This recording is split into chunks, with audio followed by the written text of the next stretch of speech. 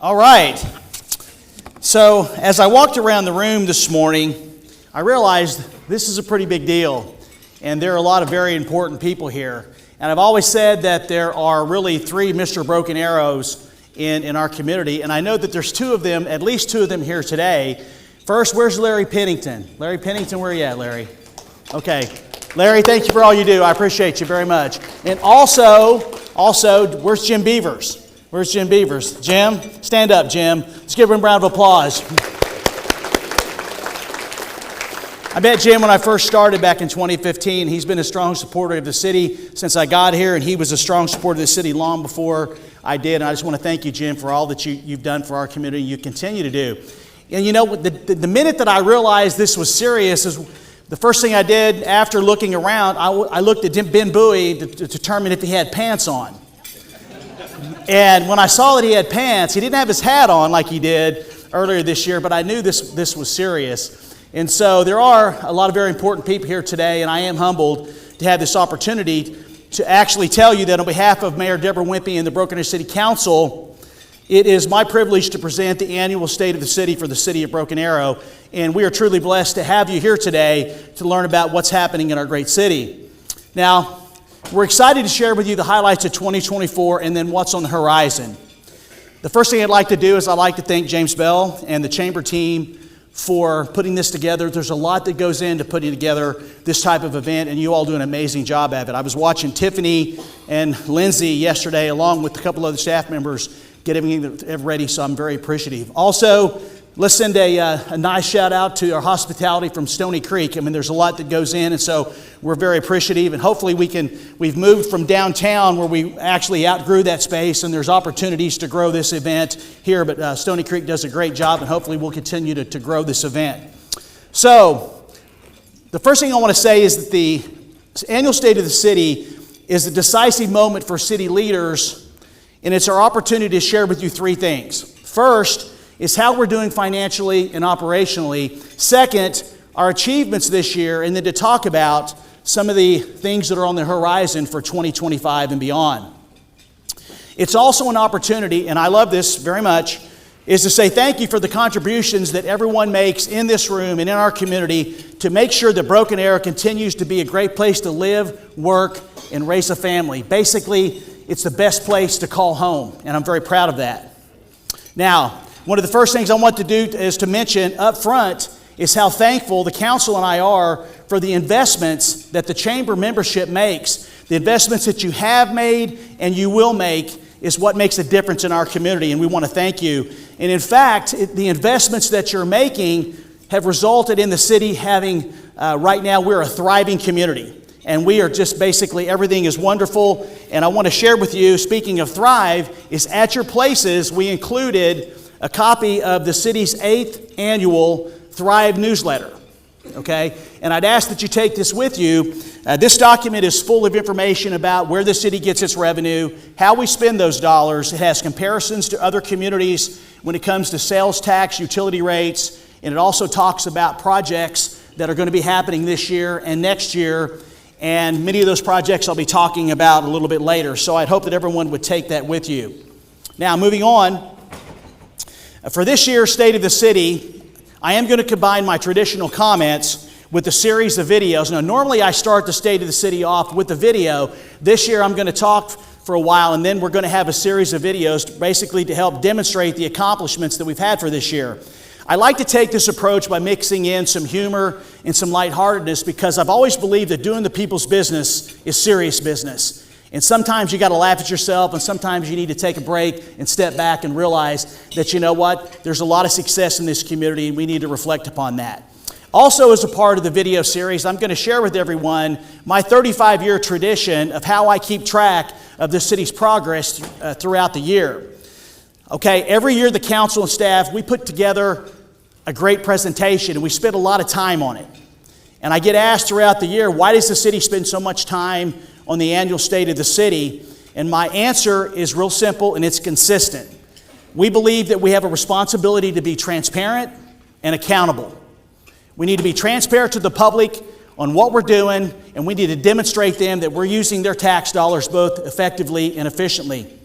So I want everybody to remember this. The real why is because it's all about maintaining the quality of life. And I can tell you the quality of life in Broken Arrow is as fine as there is in any place in the country.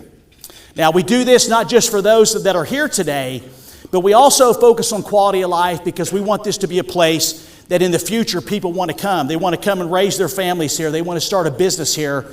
And so one of my tenets in every presentation, in every speech that I make is this.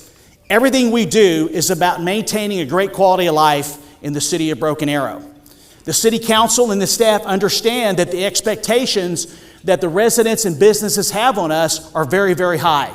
And in fact, we like that. You can ask any director, you can ask any council member, we like to be held to a higher standard because it keeps us focused on what we're supposed to do, and that is serve the citizens and businesses of this community. So, with that, I want to mention to you that throughout the presentation, there will be 6 key areas we'll focus on that help us maintain a great quality of life, and I'll be talking to those basically a little bit later in the program. Now, for me, this is a special state of the city because I have the privilege to say that this is my 10th, and I couldn't be more excited to be up here for almost a decade now talking about the great things that are happening in our city. Although it's been almost a decade, I think my staff will tell you I'm just as excited today as I was back in 2015 because even though I've been here a while, we have so much going on in our city, it feels like sometimes that I'm just getting started. In fact, we're all just getting started. So, behind me is a picture of the whiteboard that I have in my office. Now, many of you may have something similar in your office or conference room. I like to tailor my board to track the progress of projects and initiatives that go on throughout the year. The first picture that was taken is the beginning of 2023. The second picture was taken at the end of 2023 because I was getting ready for what's going to be on the board in 2024. So a little bit later, I'm going to show you what made the cut, and then we're going to talk about how the city did this year. You know, with this being the season of Thanksgiving and also the real celebration of why we celebrate Christmas, I have so much to be thankful for, and I consider myself truly blessed both professionally and personally. Professionally, there have been so many great accomplishments the last decade. I need to take a minute and share just a few of those with you because many of the people in this room had something to do with the things that I'm going to mention. First, working with the city council and the mayor, along with the leadership team, we restructured the way that we do business in an attempt to better serve our citizens. And we did this with the council and myself implementing a culture that focuses on service. It focuses on trying to get to yes in every single thing that we do. Whether it's getting yes to citizens, whether it's getting yes to solving problems or taking opportunities, or actually trying to help business make investments, everything we do is try to get to yes because we know it's going to result in a better quality of life in our city. Secondly, back in 2018, I see Russell Peterson's here today. Russell's been involved in many bond packages. The city passed its largest general obligation package in the history of our community to that point. Voters authorized over $210 million for nearly 90 quality of life projects, and we're proud to say that anywhere you drive in our community, you can see orange cones and you can see where there's progress that's been happening as a result of the passage of that bond. Third, and this is very important because it goes to infrastructure, it was the renewal of our 25-year franchise agreement with PSO last year for reliable and affordable electricity. I also want to mention that the community leaders decided that we were going to ask for an additional percentage from the franchise that's going to be dedicated to economic development. And I'm pleased to say that 68% of the people that voted supported that initiative. So I just want to send a shout out to PSO. I know that they're here today, especially Michael Gordon for your partnership. Where are you at, Michael? I'm very much thankful for everything that you do. Let's give PSO a round of applause for all they do for our community. If you don't have reliable, affordable utilities, you're going to have a hard time attracting businesses. Fourth, partnering with the private sector for the last decade, you can see that there is major growth happening all over our community, starting with the downtown, aka the Rose District. You may remember back in 2018, the U.S. Conference of Mayors recognized Broken Arrow as the best small city to live in America, primarily because of the investments that it made in the Rose District. Also, under the leadership of the current council, we made a major emphasis on the revitalization of New Orleans Square. And folks, there's a lot more that's going to be coming over the next decade at New Orleans Square. And finally, There are major retail, commercial, and other type of private sector investments that are happening all over our community, especially in South Broken Arrow, which is a very, very fast-growing part of our city. I remember back in 2015, Ted Cundiff and I were talking, and we were discussing the traffic counts on the Creek Turnpike. And at the time, there was about 9,000 cars that were passing on the Creek Turnpike between County Line Road and Olive. Well, today, that number is close to 30,000 cars per day. So you can see the growth and prosperity has happened as a result of the rooftops that we knew were coming and the businesses that are following. And finally, I'm appreciative of the support and collaborations we have with our community partners. Our main community partners are the Chamber and the Broken Arrow Public Schools. And both of those entities and leaders are here today. And I would just say that over the years, we've worked together and we've accomplished a lot. I just want to say thank you for all your support. Now, there are so many more accomplishments that I could mention, but I simply don't have enough time. But I do want to say how thankful that I am on behalf of the council and myself, how much we appreciate the support that we get from the business community and the citizens in every single thing that we do. Now, in today's presentation, one of the things you're going to hear me talk about is the phrase seeds of prosperity, and how we planted a number of seeds and how everything has come into fruition. So it's really about this, is that right now, and this is very important, right now, Broken Arrow is on fire. And I can tell you, we are ablaze. Wait a second. No, false alarm. False alarm here. Come on back, Chief. Gosh, dang, was that quick or what? Oh my goodness. Wow.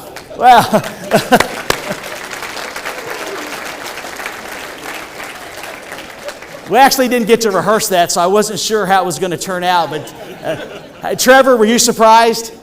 Okay, we didn't tell Trevor Dennis, our city attorney, that was going to happen. So, nice job, Chief. Appreciate that. No worries, your team can relax, enjoy the rest of the presentation, but we are very excited to note that there is a call. You guys are good to go. So, figuratively speaking, though, we are on fire in terms of growth and prosperity. It's safe to say that the success and growth that we have right now, it didn't happen overnight. It's because of all the things that we did previously to prepare ourselves for where we are right now. It's been a result of a lot of planning, a lot of hard work, a lot of organizing, a lot of implementing, a lot of long nights, making sure that we were doing what we thought was going to be best for the community in order to move it forward. It started with the planting of a number of seeds, specifically with the intent of building a solid foundation of success that our city can build upon for years and generations to come. To have a successful city, there are certain ingredients that you have to have, and then you have to continually water and cultivate those seeds. And here's how we do this at the city. First, it starts with infrastructure and reinvesting in our infrastructure. It's also about maintaining an environment that promotes private investment, and we have a lot of that in our city. When it comes to economic development, the Economic Development Corporation and the city are focused on really doing one thing, and that's creating an environment that promotes private investment. Because everyone needs to know that it's not the city's responsibility to create jobs, nor is it the city's responsibility to build shopping centers. But what it is our responsibility to do is to create the environment that promotes the private investment, because it's the private sector that creates the jobs, that builds the buildings, that generates the prosperity for our community. We're proud to say that between our TED team, which is the Tourism and Economic Development team, our EDC, the Economic Development Corporation, our Community Development, and our Engineering Department, they're working very hard to foster that type of environment that promotes private investment. And I can tell you, Broken Arrow has a great reputation within the region and the state when it comes to being business friendly. Now, do we get it right all the time? Absolutely not. I could pick out a couple of people in here that had some issues, but I promise you, if I know about them, I will fix them. And then I will apologize, because it goes to reputation, because I want folks to know that Broken Arrow is the best place to do business. Now, we try to get to yes on everything. So another seed that success that we continually focus on, and I know a lot of organizations do this, is modernizing the way that we do business and providing services. We have that responsibility with the tax dollars to be constantly looking about how we do things, because if we're not modernizing and meeting the expectations of the citizens, we will fall behind. And when you fall behind as a city, you rarely ever catch up. And so that's why we spend a lot of time looking and analyzing about the best way, or these best practices. Is this the best way to provide the services to our community? The seeds that I'm talking about are as follows. We have to maintain a strong commitment to public safety. Public safety, that's where it ends and begins. You'll hear me talk about that all the time. Secondly, and this is very important because this is the fuel that drives the engine, we have to ensure that we have long-term financial sustainability. And this is necessary because not only do we need to be able to pay the bills today, we need to be able to pay the bills in the future, because the cities don't stop. We're not a destination. We are a perpetual journey, so having the revenue to be able to pay for the operations and capital improvements every single year, every single day, every single year, every single decade is extremely important. It also includes, and this is very important because the city can't do it by itself, we have to have great schools, and we have to have a proactive chamber that promotes the interest of our students and our business community. And I'm proud to say that we have great working relationships, as I mentioned earlier, with both of the entities and their leadership teams. We talk on a regular basis, whether it's Chuck or James and I, but our teams are always engaging because we know that we work together and we basically serve the same citizen.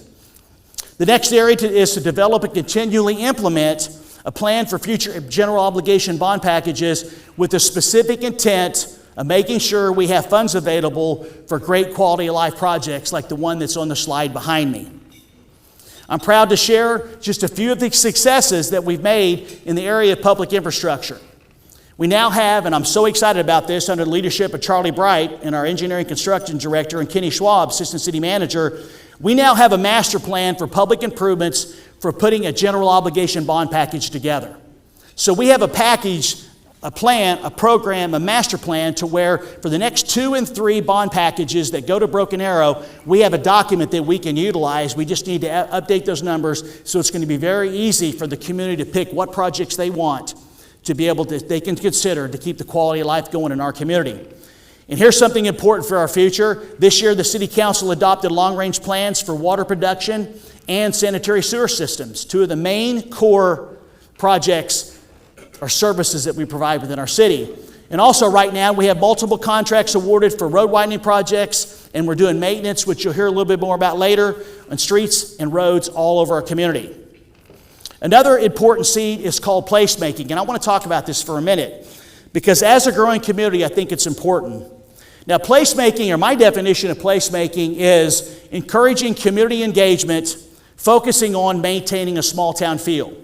Now, if I ask everybody to raise their hand right now who is happy that Broken Arrow is growing but still wants to maintain that small town feel, I believe the number of hands that would raise would be overwhelming, probably everybody. Well, how do you do that?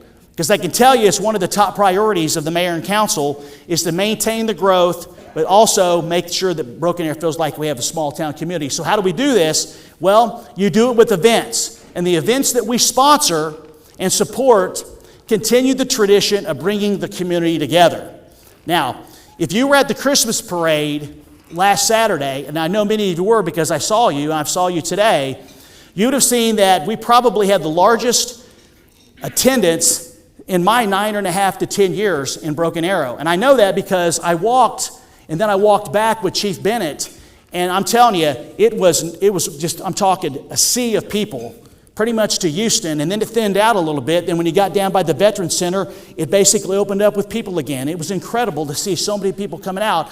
And I jokingly said to the chief, well, number one, the weather was great, and secondly, OU and OSU weren't playing at 11 o'clock. And so that might have had something to do it. So it's important that we continue to show support for events. And let me give you an example of the growth and prosperity that has happened.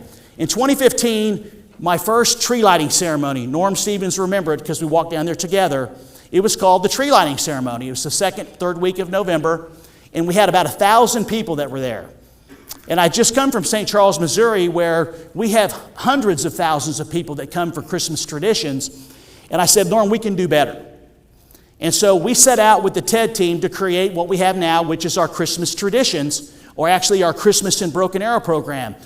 Last month, we went from 1,000 people in 2015 to where last month we had 10,000 people that were downtown. When we closed off the street, I looked over at the mayor and the vice mayor, and the people just kept coming down to the Rose District Plaza. And my heart was just full to know that we have created this opportunity for people to get together.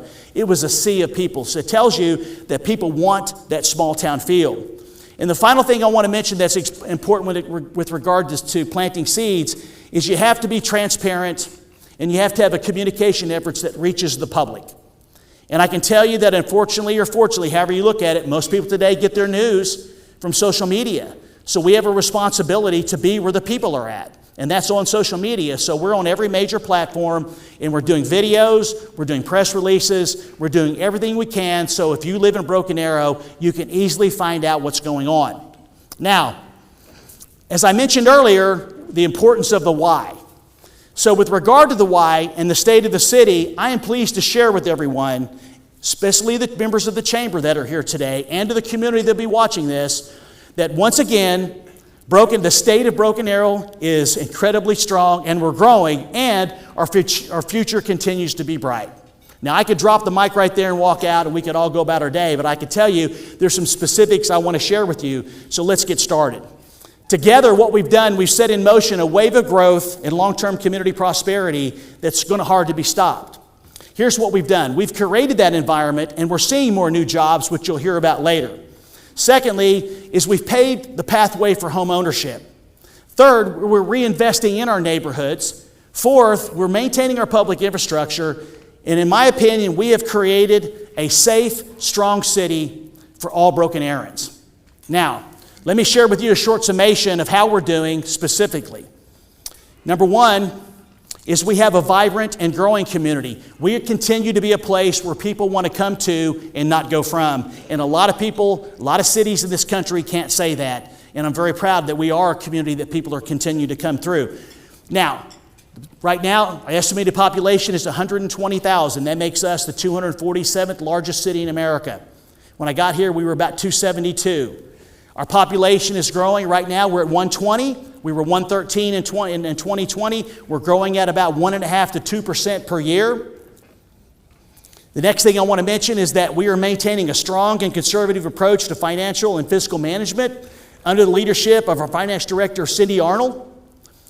We have maintained our AA3 bond rating with Moody's, and anyone that's in finance knows that if that's a great rating for a community.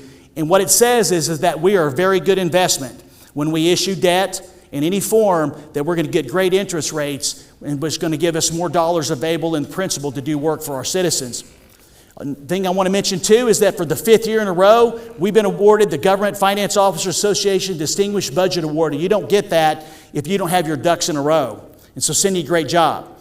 Here's what I'm excited about, which demonstrates the growth in our community, is that this year our assessed value increased by almost 6.5%. Now, right now, the assessed value of our community is over $1.3 million, and that is up 67% from 2015 when we were right at $790 million. Now, the school district is larger because actually their school district, they go outside of the city, so their assessed value is a lot larger, but within the city proper, we've gone up over 67% in the last 9.5 years. In the area of growth and prosperity, under the leadership of Economic Development Director Jennifer Rush, and EDC Vice President Amber Miller, we've once again realized major private sector investments in our community in a wide range of industries. Let me mention here, manufacturing, the all-important retail and commercial, tourism and entertainment, and housing. You're going to hear more about economic development a little bit later. I also want to mention our recent citizen survey because we had almost 4,000 people take time, and it was a 35 to 40 minute survey. So anybody that took that survey earlier this year, I'm grateful for the fact that you took that time. Let's hear what the folks that responded had to say. First and foremost, they said that public safety is a major strength in Broken Arrow. The ratings for public safety were incredibly positive, reinforcing that Broken Arrow is a safe place to live. The ratings for governance were above the national average in the direction that Broken Arrow is currently heading. Also, informing residents about issues facing the community and being open and transparent also see very high remarks. At least 8 in 10 residents gave excellent or good ratings to BA as a place to live, overall quality of life, and the overall or image or reputation. And finally, at least 9 in 10 residents said they plan to live and remain in Broken Arrow for the next 5 years or so and would recommend living in BA to someone who asks. they would recommend to someone who asked that Broken Arrow is the place to be. Now, I believe that the results of this survey from our citizens, it actually reinforces our goal of being transparent and accountable. And I'm very thankful for those results. And then finally, one of the things I'm most proud of, because you just never know, you have to plan for the future, is we are in compliance with the City Council's policies for maintaining adequate reserves for unexpected events or extraordinary circumstances. For example, if there's a downturn in the economy, obviously you're not going to receive the sales tax that you normally do, so you have to be able to weather that storm. And speaking of storms, if there is a man-made or natural disaster that happens in our state, which we know this year, many of our neighboring cities throughout the state as well get hit by tornadoes, and they lost some of their sales tax generating businesses. So if something should happen like that ever happen in Broken Arrow, we have the resources to weather for a short period of time until we can get those businesses back up and running. So, moving on, I want to get to what to me is always my favorite part of the state of the city, and that is recognizing all of those individuals and entities that are helping move Broken Arrow forward. So let's get started. All right, let's go into the City Council here. First up, the Broken Arrow City Council. So here we have today, James mentioned that we have Mayor Wimpy, we have Vice Mayor Johnny Parks, we have Councilor Justin Green with us, and I want to mention that we also have former Vice Mayor, Council Member Christy Gillespie. Lisa Ford sends her regrets that she could not be here today. I just want to say to all of you, thank you for your leadership, thank you for your vision, thank you for always looking out for the best interest of the citizens, the businesses, and the city. And I believe your support and stewardship of our city is tantamount to our success. Next, I want to mention to the Chamber how much I appreciate all they're doing. So let me start with James. James, I officially want to welcome you once again, even though it's been 71 days, to your new position. I believe you're at your first of what will be very many State of the Cities. It has been a pleasure to work with you last 2 months. And I know that we're going to continue to do some great things together. I know you just moved in. You and your family just moved into Broken Arrow last weekend. Boxes are probably not unpacked, and so you've got plenty to do, but thank you for all that you're doing. Very much appreciate your service. Next up, and I already talked about Ben Bowie. Greg Graham, I see Greg Graham in the back. I need to recognize this year's chairman of the Chamber and the EDC, Ben Bowie and Greg Graham. Each year, the chairs always have their own sets of challenges, and I can tell you that I was incredibly impressed with Ben and Greg and how they handled things this year. They're incredible leaders in their own right, and then come together to lead these organizations. I want to thank both of you gentlemen. Let's give them a round of applause.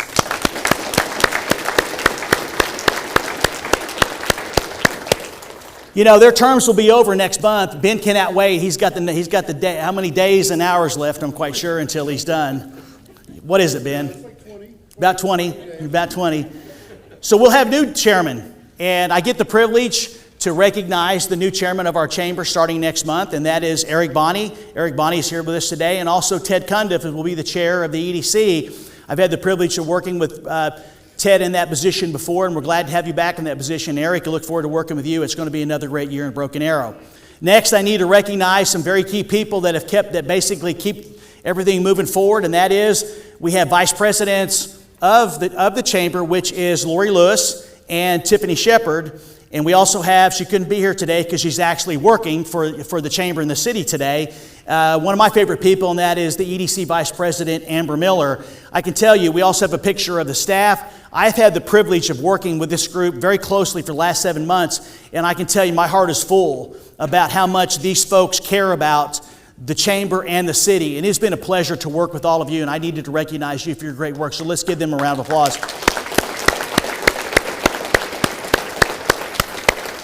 Next up, we have our Broken Arrow Public Schools. Chuck, I don't know how you end up in the back, brother. I was hoping that you'd be right up here so I could look at you. No, we have many members of the Broken Arrow Public Schools back there. I want to recognize Superintendent Chuck Perry, and also we have our school board president, Steve Allen.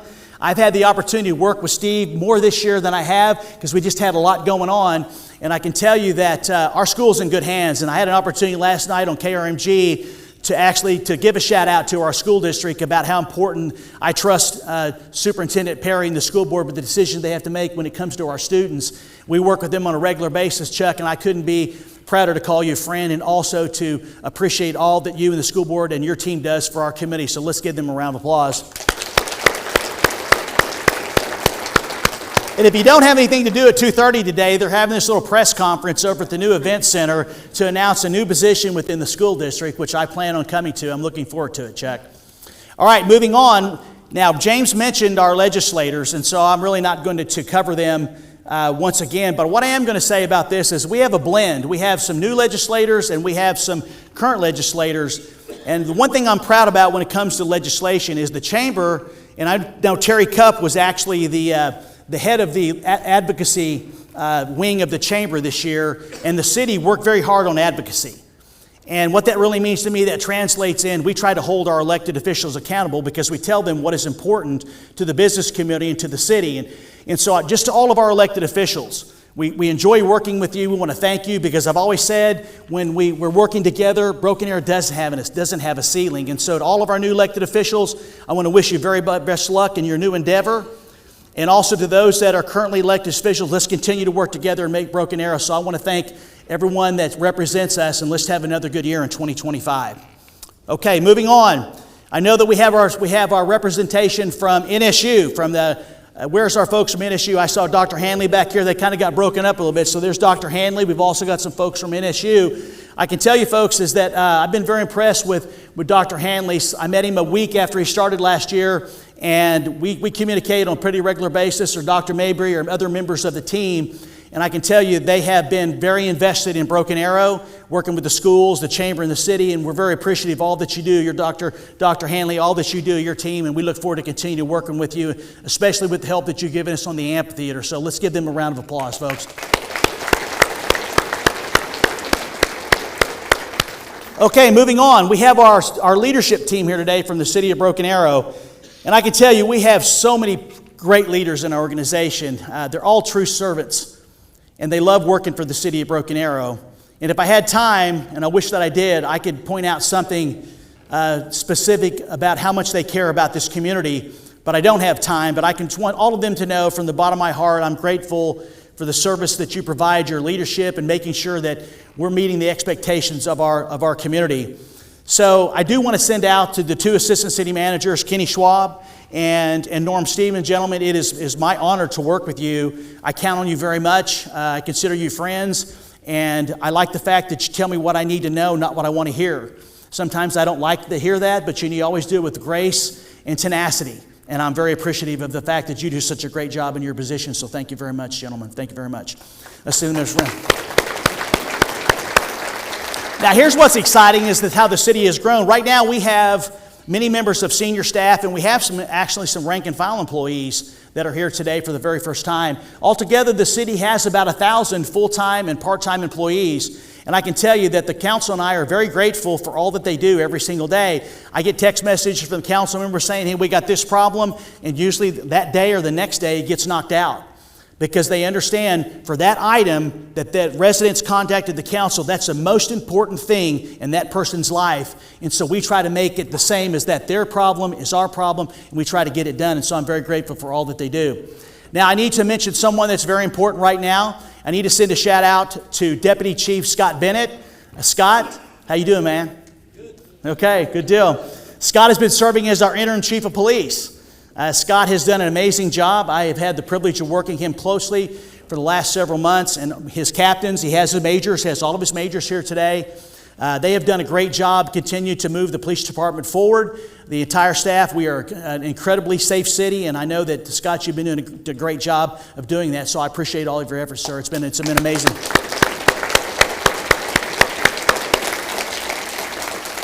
All right, so when I woke up this morning, I found out not only was this the state of the city, but then I found out the school district is going to have their announcement about who their new high school football coach is. So I text Chuck, and I basically said, it's all about BA today, and I've got a major announcement that I want to make. So staying in the area of the police department, after an extensive national search, it gives me great privilege to share with everyone that I've named Lance Arnold as the next Broken Arrow Chief of Police. All right, stand up, Chief.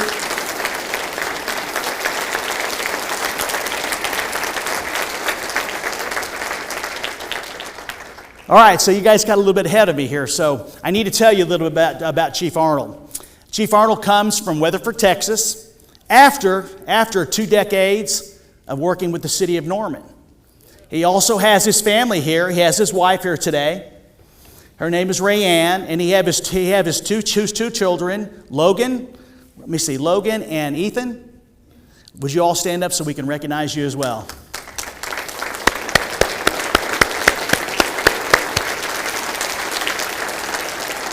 I don't need to tell anybody how important it is the position of chief of police and fire chief are. And I can tell you, Lance, the minute I looked at you and I knew that you were right for the person, I felt it in my spirit. And I knew that you were going to do a great job of leading this community and preparing it for the future and making sure that the next time we have to select a chief of police, all I have to do is send an email to HR, and because we're going to have 2 or 3 people that are going to be ready to basically step up. So I'm looking forward to you getting started next month. I will have a press conference to officially welcome him to the community. I'd like to invite everybody to come to that, and there'll be more information about it basically later. So once again, welcome to you and your family, and we can't wait for you to be a part of the Broken Arrow community. So one more round of applause for our new chief of police. You know, Broken Arrow has the best police, fire, and emergency management services in the state, in my opinion. And I cannot wait until Chief Arnold joins us next month to round things out. So it's going to be great when you get here, Chief. So get here sooner than later, okay? Okay. I know Scott's ready for you to go. Okay. I'd also like to recognize a group of organizations that we get to work with every single day. I call them our community partners. These individuals that we're going to be recognized here momentarily, they are an important part of why we have such a great quality of life. And they do it quietly. They just go about their business as taking care of their missions. And so all of the organizations that I have here listed on the board, I would like for them to stand up. So I'd like for the Arts 302, I'd like for Jennifer Deal, I'd like for Megan from Broken Arrow Neighbors, the museum. Where are they all at? All of our community partners, please stand up so we can recognize you. The Senior Center, we got the Military History Center. I want to thank you, all of you.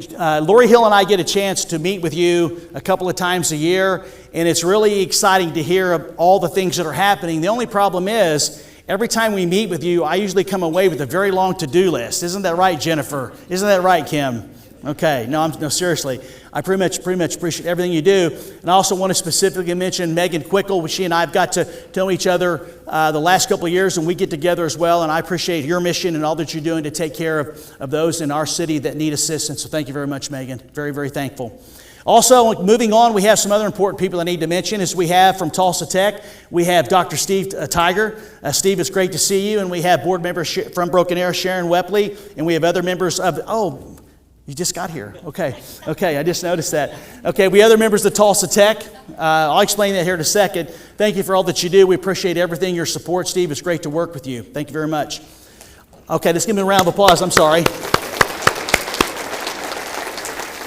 I didn't expect that my wife was going to be here, and I'll explain that in a second. I look over to my left, and there she is. And so, well, that's quite a surprise. Also, I want to mention that last night I learned that we have our folks from Tulsa Community College that are here. We have President and CEO Lee Goodson, and she's got 3 members of their Board of Regents here to support our community. And we also have their COO, Sean Wines. And so I'd like to recognize TCC, and let's give them a round of applause for being here today. Mr. Broken Arrow right there. Thank you very much. Okay.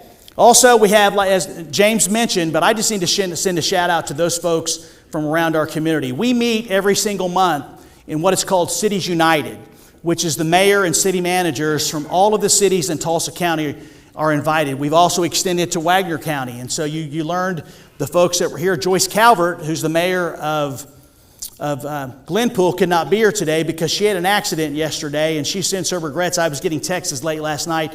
Joyce is a real community partner. David Tillotson is a leader in the field of city management. Chuck Rawls just got here last summer, and his wife Lisa. I'm so glad to have Chuck on this side of the city. And Julie, it's been a pleasure to work with you, and I look forward to work with you more. So you all do a great job in your communities, and thank you for supporting Broken Arrow. Okay, moving on here, we've got a couple of more folks. All right, so this is a very important group to me, folks, because these are our future leaders. We have 2 members of our senior class from the U City Council. I want you to, when I say your name, I want you to stand up, okay? Okay. I know you're a little shy, but it'll be fine. If you're going to be the real mayor someday, you got to learn to stand up, okay? We have U City Council Mayor Sloan Beasy. So let's give Sloan. Okay, and we also have U City Council Vice Mayor Ananya Sundaram. So stand up, Ananya. It is so good to have the future generation. They do a lot of hard work. They go to a couple of trips around the country, which finishes up in Washington, D.C., and they get to see how the sausage is made. I know that Vice Mayor Parks and Councilor Green do a really good job of shepherding through that process. So thank you for all that you're doing, and hopefully come back someday. You'll come back and you'll run for mayor, and I'll work for you. Okay? So I'm looking forward to it. All right, and I got a little caught off guard because the last person, believe me, if I didn't mention her, I'd probably be in the doghouse. But I didn't think my wife was going to be here, Dr. Kathleen Spurgeon, because our son actually had an emergency this morning and she had to be with him. And so I looked over there and was very surprised. So thank you for always being with me. I love you and I appreciate all your support, sweetheart. Thank you for being here today. Okay, now it's time to start the video series that I mentioned earlier. And we're going to open this video series starting with some little information about the city's Broken Arrow, what we call the Broken Arrow Transit or Rideshare Program. And so here's a little background. 3 years ago, the council and I were talking, and we realized, working with Kim Crenshaw, talking to Megan Quickle, for example, that there are a number of people in our community that don't have access to basic services, which we need to fix that. And the bus system that we were using simply didn't make it convenient enough for people to be able to use it. If you want to find out how challenging that is and how it pulls on your heartstrings, go talk to Kim or go talk to Megan about those folks that don't have basic transportation. So the council said, we're going to find a better way to serve those that don't have access to transportation. So we did a community survey. The council created a committee, and they came back with the recommendation to go to a rideshare program. Now, council approved that recommendation earlier this year. And then we started the pilot program, or phase 1, and we just finished that up. And so what I decided to do this year is actually to take one of our Batmobiles, so to speak. We have 4 and we have a van to the state of the city. So I've got my Batman cufflinks on to represent. So let's actually see how that ride turned out. Dr. Hanley, Dr. Mayberry, I appreciate you all coming by. I appreciate the opportunity to catch you up on a couple things that are happening in Broken Arrow and also talk about the state of the city and just share with you some of our successes and things we got done this year. I'm going to get out of here, but I know that Kenny Schwab wants to give you an update on the Amphitheater project since you're our partners on that. And so I'm going to go ahead and get out of here and they'll catch you up, and then I'll see you all over at Stony Creek in a few minutes, okay? Look forward to seeing you there. Okay. Looking at the board, I know you had an opportunity to talk about it, and Mr. Spurgeon talked about all the projects that we've got done. That was a very busy year, and like I said, just having NSU as a partner was very exciting on this, so I appreciate that. Well, we love working with Broken Arrow. It's just a fantastic partnership for us. Well, that's wonderful. I think we're probably allowed to get to the state of the city. Let's go. Kenny, grab those markers and get rid of those. Absolutely.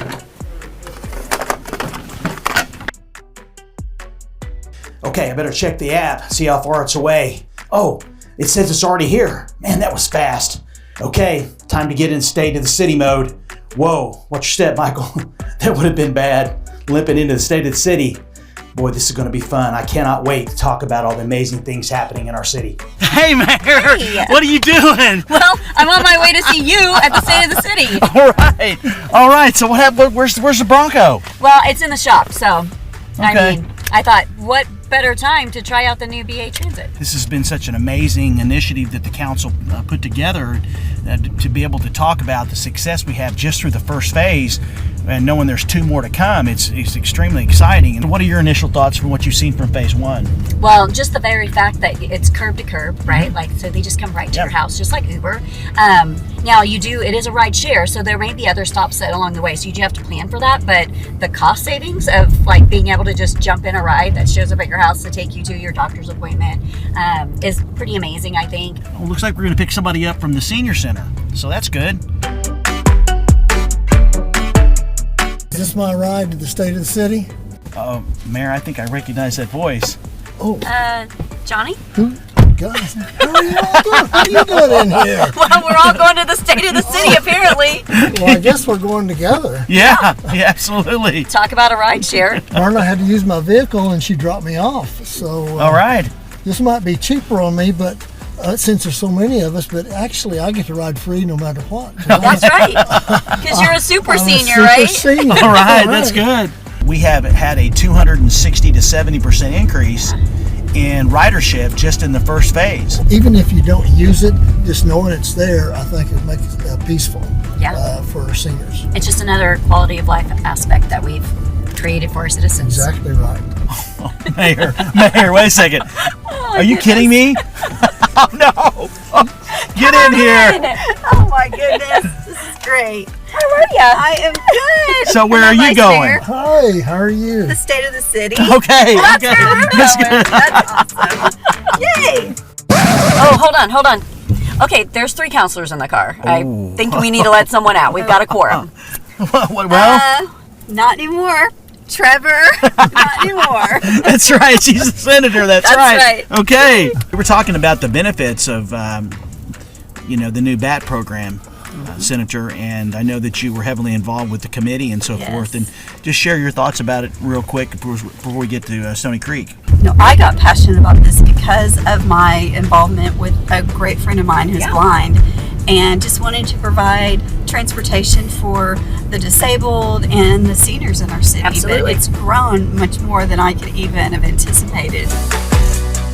All right, well, folks, listen, we're here, so I'm actually going to jump out here real quick and go check with the communication teams, make sure everything's good to go. So I will see everyone inside. See you there. Hope you do well in your speech. All right, thanks, folks. See you inside.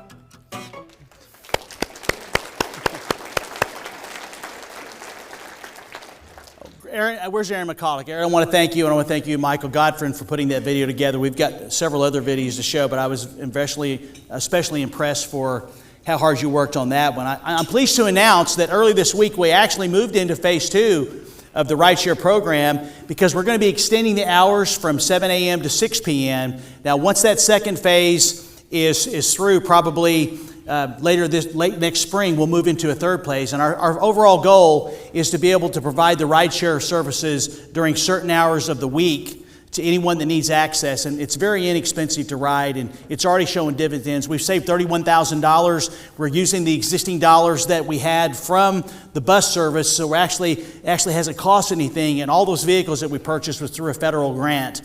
And so it's just been an amazing initiative, and we're looking forward to phases 2 and 3. Now, I have to send a shout out to Rocky Hinkle, our Community Development Director, along with folks from the Plain Division. That is Amanda and Henry, who have basically spearheaded this. So I just want to say thank you for all the hard work. You guys have taken this to heart about the importance of providing this transportation, so I really appreciate all that you're doing. So, okay. I want to mention that this initiative came on the heels of another initiative that we started, which was to actually offer rideshare programs from our hotels to several of our areas in the community, specifically New Orleans Square, the Rose District, and Tiger Hill, for folks that are at our hotels that don't have transportation. And so from that has been successful. It's still growing. I mean, a lot of times Oklahoma is one of those places where people like to drive their car. Not everybody actually comes with the rideshare versus some other communities that might be a little more urban. But what we've done, and this is actually showing promise, is we expanded the rideshare program out to the Tulsa International Airport. So this initiative led us to actually go out and do a marketing promotion. So what you see behind me is a picture of the Visit Broken Arrow's new tourism ambassador, which is Bullseye. And Bullseye is all over town, and he's actually out there doing promotions about why it's great to come to Broken Arrow. So you can scan the QR code right before you actually leave the area where the gates are at, and you can get a ride share, and it'll bring you to one of Broken Arrow's hotels at no charge. And so this is something we're going to continue to grow, and hopefully more and more people will take advantage of that to come to our amazing city. So moving on, I'm looking at my here. It's time for what I'm calling the whiteboard video. So if you remember the blank whiteboard that I showed you earlier today, this is what it looks like on January 1st, 2024. So that's in my office. Those are all the major initiatives that we have planned. Now, that green didn't come in real well, but those are all economic development related projects. So I have this tradition, just as a little background. I put a whiteboard up when I start, and then every year I load it up, and then I cross off the projects as we complete them, and it helps me give a visual. Now, I have other means of tracking what's going on, but for me, it's just something that I feel it's just very visual to be able to say this is all we've done. Then what I do is at the end of the year, I clean it all off, and then I upload the projects for the following year. Now, the city manager's team actually goes in, and they get really, I hope like that they could get excited about it to see exactly what's on the board. Now, I can tell you is that many of the directors in the organization have adopted a similar practice just to keep a track of the things they're working on. Now, I can tell you I get excited because the board is full of the top 6 areas that we work on all the time throughout the year, which on the screen behind me.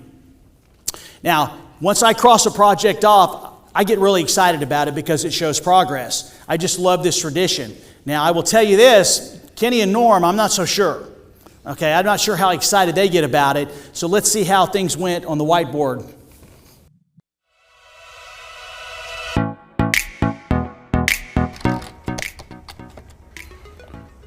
Okay, done. All right, time to get to the board. 2023. Another exciting year has come to a close. Nothing better than taking a moment to reflect on what we accomplished for the community. I love how we continually stay focused on the organization's core values of public safety, economic development, financial stability, and capital investments. We also spend a lot of time talking about transformational initiatives and the communications that are necessary to make sure the folks know what's going on in our city. Once a year, it's a blank slate full of possibilities and hope. Time to detail what's planned for 2024. It's all about maintaining a great quality of life here in Broken Arrow. 2024, here we go.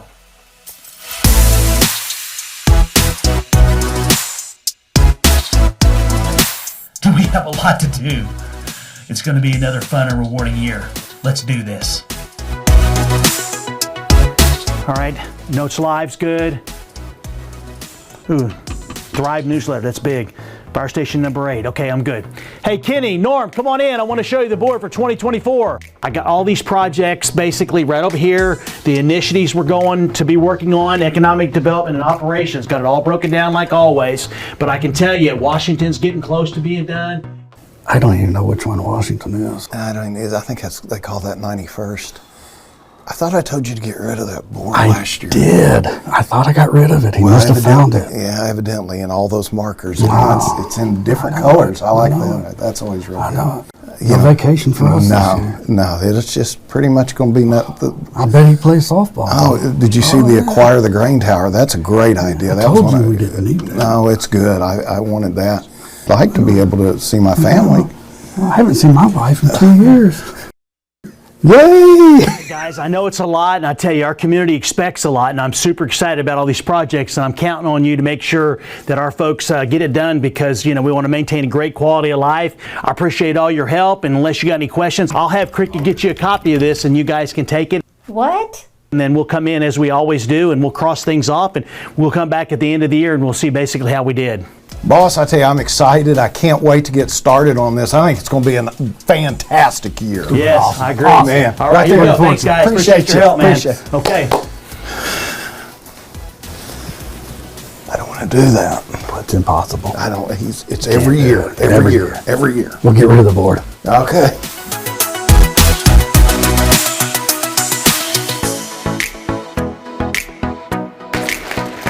Okay, despite the slight skepticism by Kenny and Norm, and yes, you did take vacation, okay, and I did play softball, okay, we did get a lot done in 2024, and the picture behind me shows that actually we crossed off quite a bit, and we circled it quite a bit because so much was accomplished this year. Now I want to get specifically to talk about what we did this year. So when you talk about the state of the city, one of the first things you need to discuss is economic development and community development. And so I'm sure that you've noticed that we have private investments happening all over our city. And from my perspective, we have a great economic development administration program that focuses on 2 things. First, this is very important, is it's about creating primary jobs. We need primary jobs to support the businesses, and we need the workforce to attract businesses and retain businesses within our community. So that's what the EDC does, and I'll talk about it here in a second. We also need to focus on sales tax. Sales tax is what generates nearly all of the revenue actually to support the great city services that we provide. So we need to continually be looking at ways to bring more businesses into town so folks can shop local. So let's find out how we did or are doing with regard to retail commercial in our community. So I'm pleased to report today to the Chamber membership that right now there is a total of 500,000 square feet of new development in either the final planning stages, permitted, or in construction right now in all parts of our community. Now, I've got some slides up here, and since this is our community, we probably know most of these.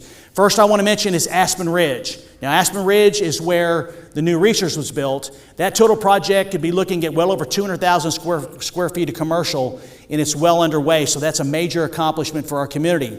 Next, right across the street, the 14 acres that the city owns, we sold that earlier this year, and that's going to bring a new hotel, several new restaurants, and probably some commercial. That's 87,000 square feet of new retail commercial for our community.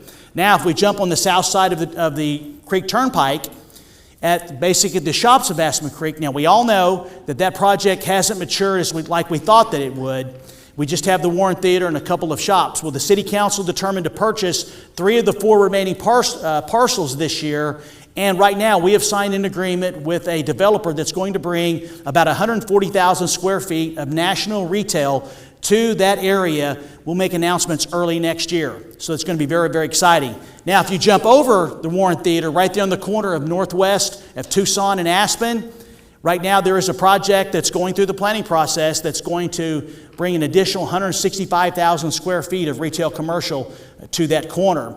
And then finally, we created a TIF district on the property that's east of Lowe's in North Broken Arrow.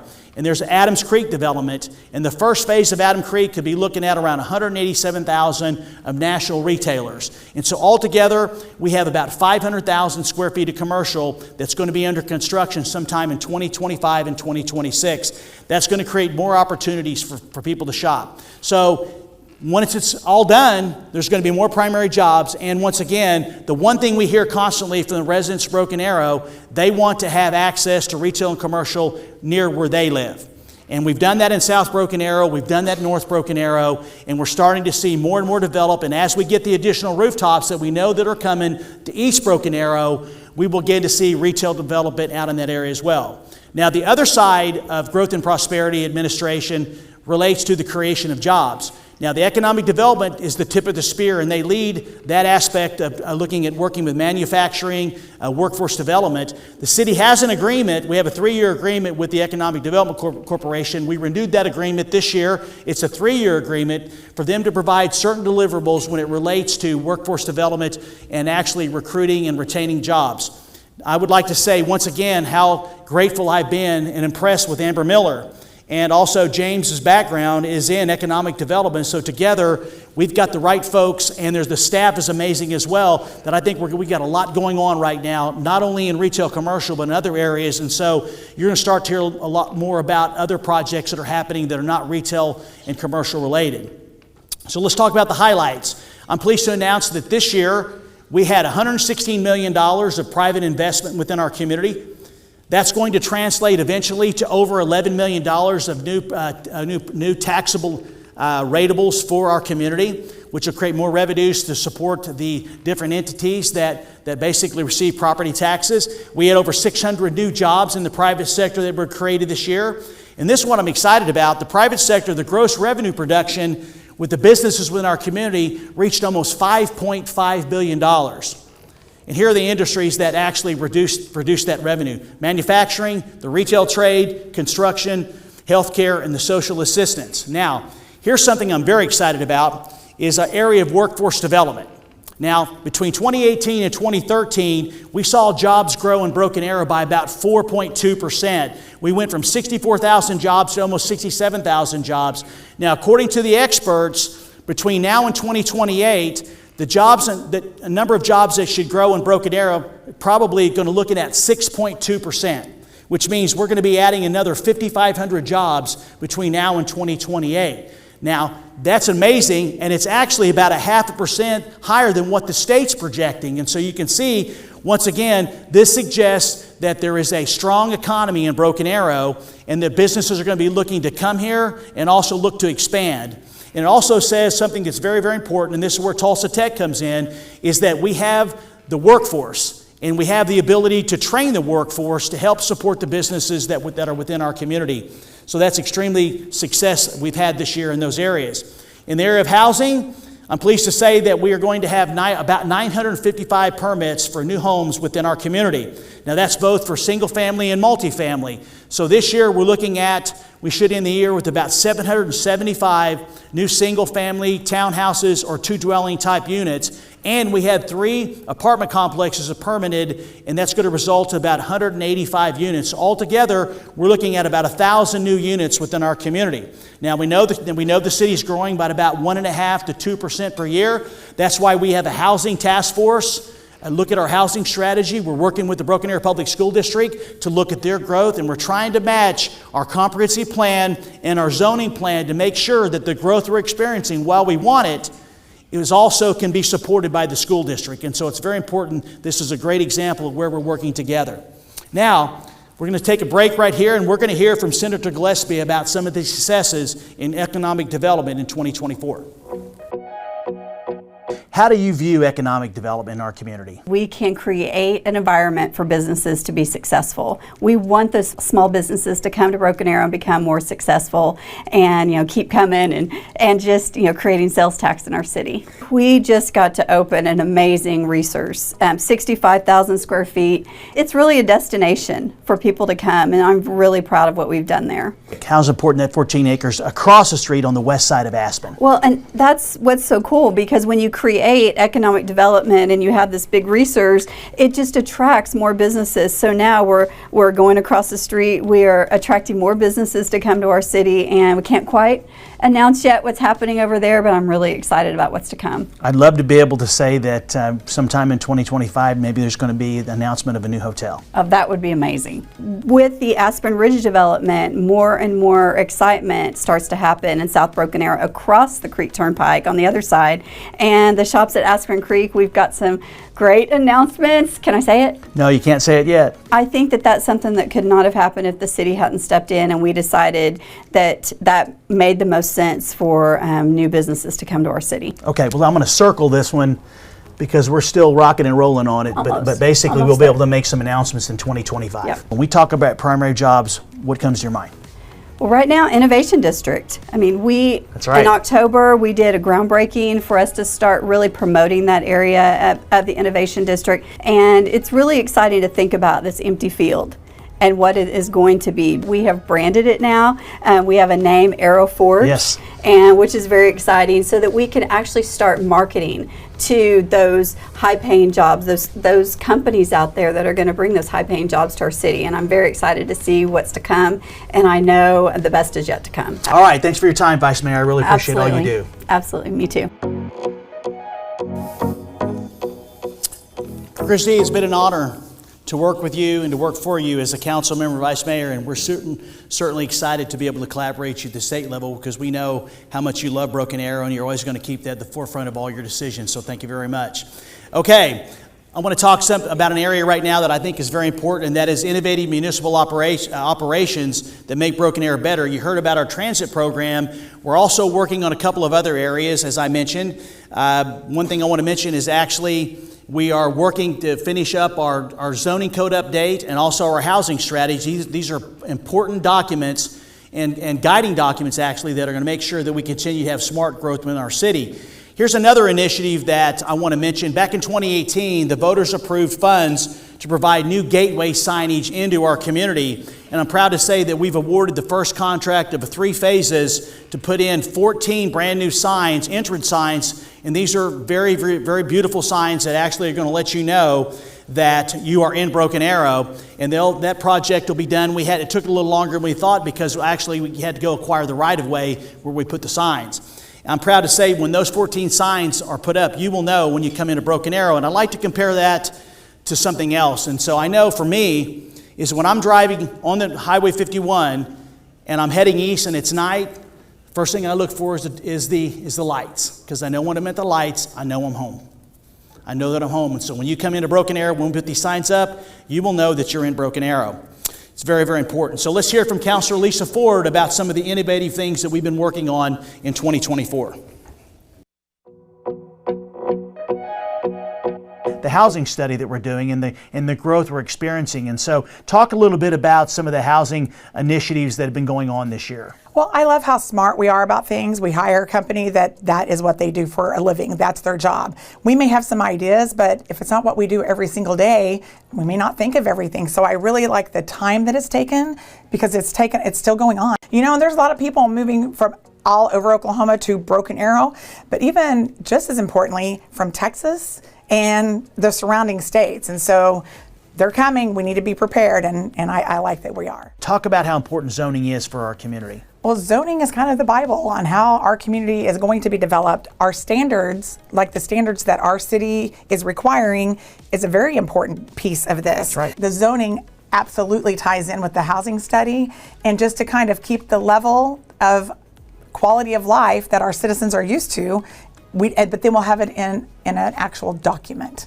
One of the most important things that we've discussed is the NSU BA campus here in Broken Arrow, and working towards that endeavor of it becoming a traditional four-year university. What a beautiful campus NSUBA is, and the things and the growing that we have going out there, what an asset they are already to our community, and how much more we can build on that being a four-year college. The partnerships that could be created by that will be great. We're working very closely with the Russo board. I feel like we're getting really great support, and the NSU board too. You know, I think there can be two jewels for NSU. There can be one in Tahlequah, but there can also be a great jewel in Broken Arrow. And I really feel like we're getting there. And just to be able to keep our kids here in Broken Arrow to get a four-year degree is amazing. For right now, because this is ongoing, I'm just going to put two little stars right here, because I anticipate this is going to be on the board in 2025, and hopefully in 2025 or early 26, I'll be able to put her line across. That'll be exciting. Yes, for all sure. right. So I'd like to thank Councilor Ford for her comments. Unfortunately, she couldn't be here today, but obviously I know she's probably watching online or will. The next area I want to talk about is something very important, and that is the area of public infrastructure investments. These are very important. It's everything that we do is what we stand on, or it's about the seeds of prosperity starts with your infrastructure. We spend a lot of time focusing on public infrastructure, but we know how important it is not only for today, but to well into the future.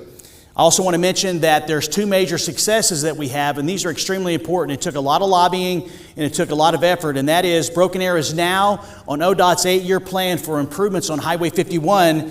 And what that's going to do eventually is we will be able to reconfigure the interchange at Lynn Lane and Highway 51. And believe me, everyone wants to see that. I can tell you that is a major area that needs to be. You can go ahead and clap. That's okay. Okay.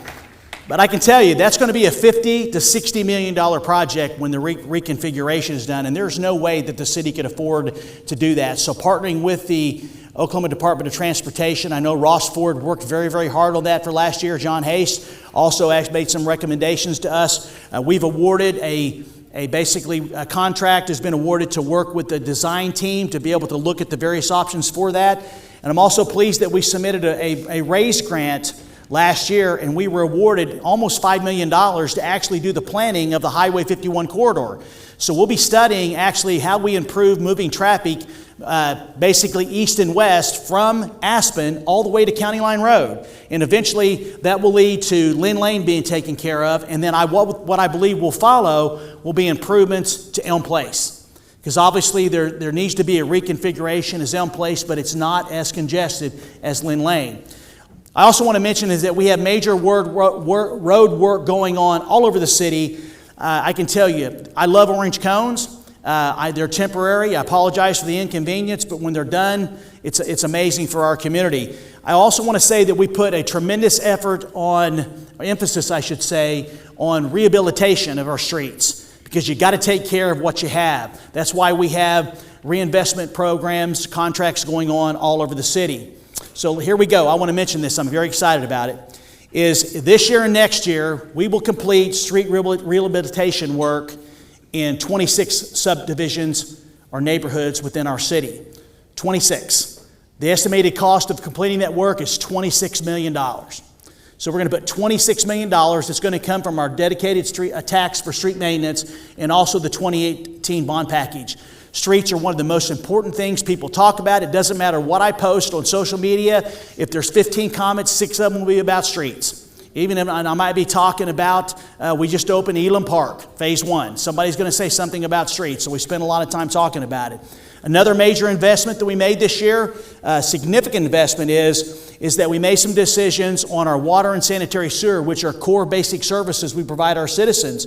We recently awarded a $10 million contract for a new elevated water storage tank in South Broken Arrow. That's going to be located near the intersection of New Orleans and Lynn Lane. Now, why do we need a new storage tank? Well, it's really very simple. 2 reasons. Number one, we need the storage of water, and secondly, that helps with pressure. So whenever you start to see more homes in an area, there's more water usage, so we need the additional pressure. And so this is going to be a major investment to actually help us maintain great water capacity and supply to our citizens. So at this time, I had a chance to catch up with the new Vice Mayor, Councilor Johnny Parks. So let's hear what Vice Mayor Parks had to say about public infrastructure. One of the things I want to talk about something with you today, which is very close to both of our hearts, and that is strategic public infrastructure improvements. Talk about, from your perspective, how important that is to the community.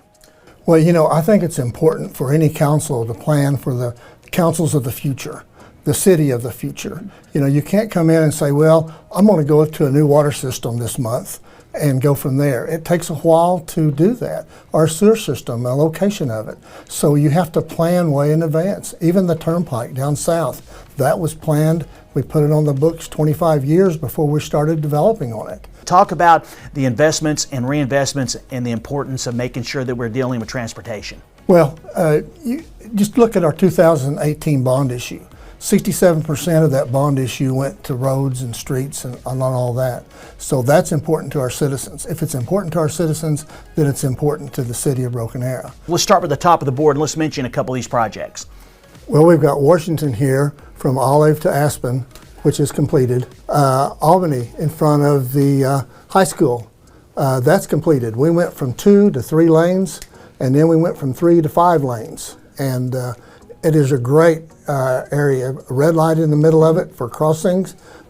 Intersection's been redone. County line, big one, older one. Yes. This actually was from the 2011 bond issue, and it took so long to do it, not that the federal government's slow, but the paperwork is slow. Yes. So the federal government came in and paid for a lot of that as far as the bridge going over the Broken Arrow Expressway.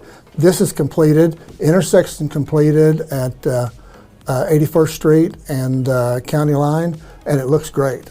Elam Park Phase 1, a little over $3 million that was just completed. And I remember that's a Phase 1, so right. That's going to be looking at different phases, especially in our newer bond issue that we're getting ready to look at. We have committed, this council has committed this year to go to, with an agreement with the Grand River area up there and bring Grand River raw water into Broken Arrow for our water system. We decided that, the council decided this year that we were going to build a new sewer plant in Wagner County to accommodate northeastern Broken Arrow, northern Broken Arrow, and part of Wagner County. I just want to thank you for the opportunity to come in and just share with the public all of the accomplishments we had in 2024 and to talk about some of the things that are going to be happening in 2025. Strategic public infrastructure investments are one of the most important things the city does, and I think you've covered it very, very well, Council Member. Thanks for all your support, and we just look forward to having another great year in 2025. Thank you. Appreciate it.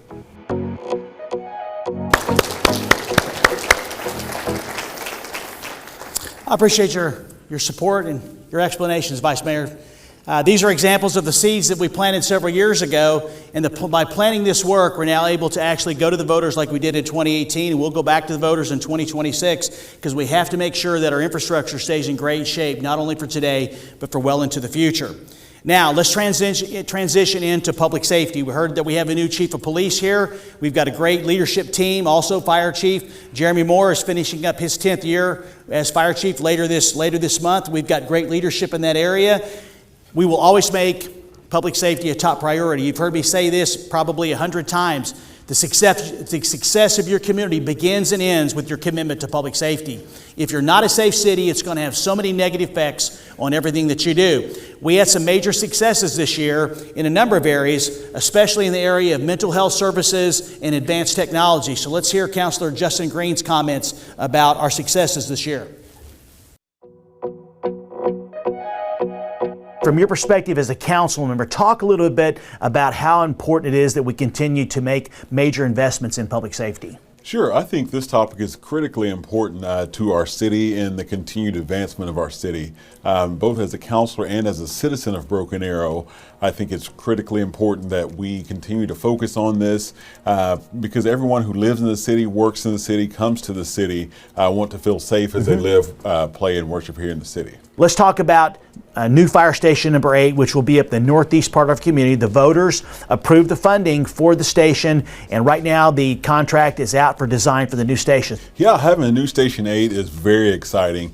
We have one of the best fire departments here in Oklahoma, and I would argue in the nation. I agree. But having station number 8 in the northeast part of the city is going to decrease the response times in that area. The assessment that the City Council approved last year to go in and look at the future of the Broken Arrow Police Department, specifically for operations and the personnel needs we have to make sure we stay safe. It's very important that we review these things from time to time because as times change, the city changes and grows, our needs change and grow as well. Some of these things are being implemented currently and are making a difference. And I know that with the new chief coming in, when he gets the opportunity, he'll be able to reevaluate and see where we are and see what we need to implement going forward into the future. It's a mental health initiative and embedding some folks that can help our police and fire in the day-to-day operations. So talk a little bit about that. Mental health is just huge. It's a huge problem across the nation. People deal with it, struggle with it, no matter what demographic you're coming from. It's a problem that faces us all. So I think Broken Arrow has been very forward thinking in this as far as our first responders go into trying to find alternative solutions to make our community better. We're having these mental health professionals embedded with our police department and with our fire department are providing some great alternatives to the citizens that we as a government may not be able to offer. That covers all three that we've talked about, Counselor. I could not be more grateful, and I know I speak for the staff, of all the support that you and the other council members provide. You can see we got a lot that's been happening in 2024. Anything you want to finish up with as we close out the year? No, I think it's great that we have all these projects here and we're able to cross these off and show that we are getting things done right here in Broken Arrow and make a difference for our citizens. So thank you to you as the city manager and your staff for doing a great job of helping keep the city running and being the top premier city. Thank you. All right. Thank you, Justin. You're looking sharp today. I'm a little jealous of those shoes you have on there.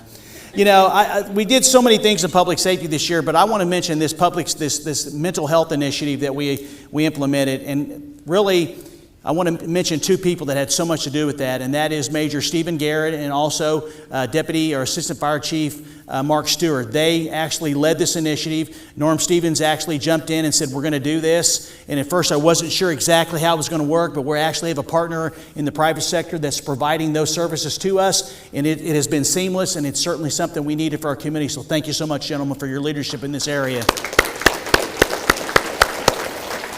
All right, so we're going to start wrapping things up, but I do have one more video that I want to show you because I can't leave here without talking about the Amphitheater. And so as you may know, back in October 2023, the City Council approved an agreement to bring a 12,500 seat outdoor amphitheater to Broken Arrow. I cannot believe that that was 14 months ago. If you haven't been out there to look at the construction that's happening, you need to stop by. You can actually see it if you're on the turnpike, whichever way you're going. You can see how much construction is going on. And I will tell you is that the city and venue are going to invest about $100 million in that project when it's all said and done. And I want to thank the engineering construction department led by Charlie Bright for the work that he and his team are doing to make sure that the city's portion of this gets done, because we want to be ready for a note slide, because they're still talking about having the first concerts in October of next year. It could be pushed back based on the schedule for artists and so forth until April, but it's looking great out there. And I want Mayor Wimpy to close the videos out talking about the importance of this venue to our community. The thought of bringing a world-class venue to Broken Arrow was so exciting, right? That area has so much opportunity for growth, and that's exactly what this venue will bring. People are going to be coming from all over, from other states, to come to this venue, and we're going to have a world-class venue. We get to say, you know, as residents and as leaders, that we brought a world-class venue to our city. Let's start with the state of Oklahoma. They were very cooperative with the Leverage Act and helping with us, so talk a little bit about that. Yeah, so we are basically dedicating our portion, our full portion of our sales tax, and they're going to match that out of their 4+% of the taxes. So in essence, we basically get to double what we're getting back. It's in Wagner County, and we had great cooperation from the county commissioners and Darla Heller, their economic development director. So just talk a little bit about the importance of Wagner County in this process. Yeah, so I mean, obviously we had to work with the county, right, to be able to make this happen. And being able to show them the benefit to their community as well was very vital. How important is it that we maintain a good relationship with the school district in regards to this project? Oh, sure. Even during the building process, right? We have to be very mindful of what we're doing to their flow of traffic, even, and then what does that look like once the venue is open? And we've been very cognitive of working with them, listening to their needs and their concerns. Venue is going to be amazing. They've been great to work with. The property taxes that they'll benefit from, right, is going to be amazing for them. So we've loved having Dr. Hanley, right? He's come on the last year or so, and he's been thrilled about everything we've brought to him, right? And wanting to grow the Broken Arrow campus. The partnership with the parking lot. They have a hospitality program, so that will help, you know, with the venue. They can go and intern there. All of the partners, like, it takes all of us working together to make one great, amazing project. You know, just last month, our chamber and city leaders went to Arkansas and took a look at around that amphitheater and seen how much it's grown. And so we're visioning how that whole corridor is going to explode with new businesses, which means new jobs, right? And new opportunities for our citizens. And so that's the exciting part. Not only is the venue going to employ people while they're building the venue, but once it's open, they'll be employing people, and then it'll create more businesses coming in around that will also generate more jobs. So, well, Mayor, I can't begin to thank you for all the support and all the leadership that you've shown, all the council members, and help us get this. You can see there's a lot of projects that are crossed out. There's some that have been circled, and it's just another example is that we have so many amazing things going on in our community, and we are so blessed. And I just want to thank you for once again for all your support, and we're looking forward to another exciting year in 2025. Thank you, sir. All right, let's give the mayor a round of applause. Okay, so let's talk a little bit about what's going on in 2025, and then I'll close things out. So the first thing I want to mention about next year, there's going to be some major announcement with regard to retail and commercial, and I think that's very important because it's going to generate the revenue we need to continue to provide great services to our community. I also want to mention that the City Council is going to be spending a considerable amount of time preparing for the April 2026 general obligation bond package vote. And we're very excited about this. Right now, we've been working on it, actually preparing the estimates for all the potential projects from our master plan. According to Finance Department, based on current trends in the assessed value and the fact that we'll be paying off previous bonds, we could be looking at a package of around $400 million. And we're very excited about that, and here's why. If it is $400 million or it's $390 million, it's going to represent no new taxes. We're actually going to do this by keeping the tax rate the same, which means we're going to go to our voters, and just like we did in 2018, just like we did in 2014, and say we're going to keep our tax rate at 16.5 mils, and they're going to hopefully support the 6 or 7 propositions to give us close to $400 million to continue to create a great quality of life. And so that's going to be a heavy lift next year. There's going to be a lot of public forums that will start sometime in the early fall. We have to vet the projects with the City Council this summer, and then Council will have to select those projects by the end of the year in January, and then we'll spend basically the first 3 months of 2026 with public education leading up to the vote that will happen in April of 2026. And so I want to mention there is a QR code inside your Thrive edition that you can use with your phone that will give you more information about the bond package, because we're going to need everyone's help. Obviously, we're going to involve the chamber and our school district in terms of our small committee that we'll have will actually help me pick the projects that we think that are going to benefit our community the most. And so we're very excited to be working with them and all that. Next up is our City Hall initiative. I mentioned this last year. Unfortunately, our current City Hall is very near the end of its useful life. It's been around for about 50 years. It's about 30,000 square feet. Surveys say that we need about 55,000 square feet. So the council put together a committee to look at design and locations, and their recommendation is nearly complete, and they'll be presenting that recommendation to the City Council early next year on exactly where we'll locate the new City Hall. That's going to be something that is going to be very important with the growth of our city. I would anticipate that we'll have that decision next year. I believe council will accept that decision, we'll do the design, and we should be out to construction in the fall of 2026. Next year, there's going to be more investments from the 2018 bond package of roads throughout our community. I've got the list on the board. It just shows more reinvestment in road widening, street maintenance. It's going to be, once again, there's just so much we have to do, and I appreciate everything that engineering construction and also Tim Wilson in the Street and Stormwater Department, his team does to basically take care of our roads. Also, we mentioned Arrow Forge. We have a new name. Arrow Forge is our innovation district. Several years ago, we had an ambitious goal that when the park was ready, or the innovation district was ready, we wanted to create 1,000 jobs over a decade. And I'm pleased to announce that we've awarded the contracts and the construction is happening to actually build the basic infrastructure. Concurrently, the EDC is focusing on preparing the marketing, and next year we'll be going to site selectors around the country to let them know next fall Arrow Forge will be open for business, and we're super excited about that. Next thing I want to mention is we will continue to focus on financial sustainability. We will continue to take a conservative approach on your tax dollars and how we spend those. We know that sales tax is volatile, so we'll continue to work with our legislators, our new legislators, who have an understanding of at some point Oklahoma cities are going to need a new model for how they're able to provide quality of life. And that's going to be a challenge. It's going to be very, very difficult, but I think public education is very, very important. Also, managing the growth. We'll continue. We're going to continue to grow smartly. We're going to continue to make sure we're consistent with our master plan, our comprehensive plans, so that as people want to come to build here, they know what is expected of them. We'll continue to create an environment that promotes private investment, but at the same time, we're going to stay very consistent to our comprehensive plan and our zoning codes, and we're also going to make sure that they understand what our housing strategy says and how we're going to try to put that into effect. Next thing I want to mention is that we will continue to work with the private sector companies that want to invest in Broken Arrow, because obviously, as I said before, they're the ones that create the jobs and build the buildings that actually increase the economy within our city. At the same time, we're going to continue to think big. Now, many of you have been here for quite a few years. If you think about, the city has always thought big, and they've always been willing to take a little bit of risk. Go back to 2003 and 2004. Anybody heard of Bass Pro? Back then, the city council actually took the risk, borrowed the money, purchased the land, built Bass Pro, and now we have the north side of Broken Arrow. Okay? Next thing is the investments in the Rose District and New Orleans Square. Tens of millions of dollars have been spent, but there's been 2 and 3 times more private investment that has happened as a result of that, and just recently the Amphitheater project. So we will continue to work with the private sector to look for those opportunities that are transformational for our city.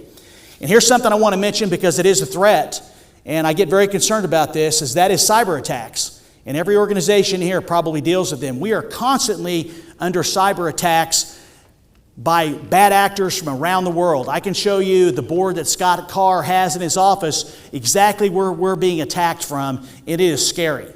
But I'm proud to say that Scott Carr, who's our IT director, and his team are providing a great job of managing those threats and hardening our systems, because those actors are trying to disrupt the services that we provide. And so, Scott, I appreciate all that you're doing to keeping us safe, and I definitely sleep better at night because I know that you're at the helm. So, it's time to wrap things up for 2024. I'm running a little bit over, but there's so many wonderful things. So, let me finish up here. Without a doubt, there's no better place to call home than Broken Arrow. As you've seen today, 2024 has been another positive and productive year for the city government and our city. In other words, we planted many seeds that many of you are familiar with that have helped create a solid foundation for decades to come, and we're very grateful for your support. The council and I are grateful for the hard work of all the city employees. To all the city employees that are here and all those that will watch this video, we believe that your efforts contribute to the great quality of life that we have here in Broken Arrow, and the only thing I can say is thank you. Thank you for all that you do. I want to thank the communications team and the city manager's team for all your help today, because without your help, I wouldn't have been able to do this presentation. I also want to say that we are grateful for our community partners, the school district, the Broken Arrow Chamber, EDC, NSU, TCC, Tulsa Tech. Thank you for all that you do for Broken Arrow and your partners that you're with us. We look forward to working with you in 2025. And working together, we will have very few limitations. Next, I want to mention how important it is that we basically, the business community and all that you do. We'd like to ask that you would stay engaged in every single thing that we do, especially with the Chamber. The Chamber has events throughout the entire year that promote networking and getting everyone together to try to make sure that we can find out if there's ways to work together. And they work very hard on advocacy, which you heard me talk about earlier in the program, I should say. Also want to mention is that we want to thank the private sector for the jobs that you create and the charities and the interest that you support, because of your efforts is why we really have a great quality of life in our city. I also want to mention is that, I'm moving on here, looking at my notes here, I'm asking everyone, we continue to work together, because when we work together, we'll have a better quality of life. And so with that, let me finish by saying that on behalf of Mayor Wimpy and the City Council, all of the employees, we wish everyone a very Merry Christmas, a happy and blessed New Year. And like I say at the end of every one of my videos, I look forward to seeing you around town, because Broken Arrow is the city where opportunity lives. Thank you.